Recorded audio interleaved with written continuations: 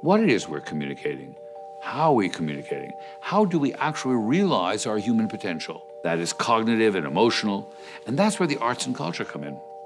What is freedom for?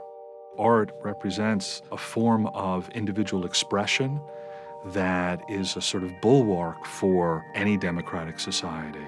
Art is representative of human engagement with ideas. To show our autonomy, to be able to be or become ourselves. Arts provide the opportunity to have the experience that we are independent human beings. A song or a painting may have been created for a purpose of a kind, recreation and entertainment, or for social justice. Freedom of expression of all kinds, but certainly artistic freedom of expression is absolutely fundamental. When you find that people can't just say and do and express what they feel, you already know you're in deep trouble. We should protect artists by not defining their role, by giving him the margin he defines for himself for his creativity. If you look at the history of authoritarian societies, it's often underground cultural producers that are at the vanguard of thinking about how to oppose the regime in sometimes quite innovative and alternative ways. Anything that was an alternative, an expression of civil society, we were ready to support. It is the forces outside of government, from journalism to artists to human rights advocates, who help a society hear others, see others, and recognize claims of justice as legitimate. God Loves Uganda is the story of the damage that American evangelicals are doing in Uganda. We've screened in well over 1,000 churches throughout the country. We're having a discussion and a conversation, and I think it is making a difference.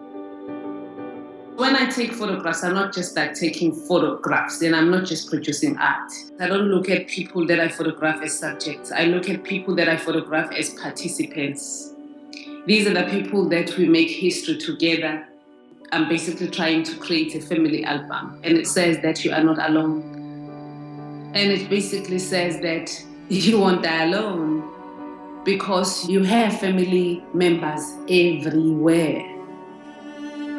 I was approached by the director. It seemed like a very interesting project. Romeo and Juliet, where each ethnic group will be playing one family, and parts of the play that were spoken in Albanian won't be translated and vice versa. That's the whole message of the production, that you have to understand each other if you want to. This border between the actors sort of disappears. We make ethnographic comic books.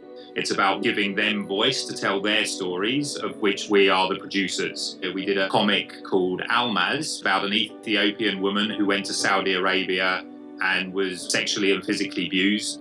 And when I went back to Ethiopia, I saw the comic being used in schools to talk to young girls about the dangers of being a domestic worker. The educational and the advocacy impact is huge.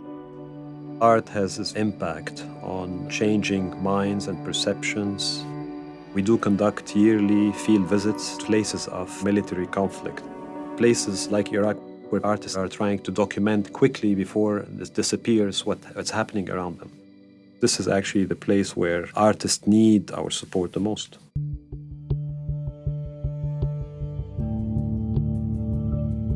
Imagination is creativity, and without that, nothing moves.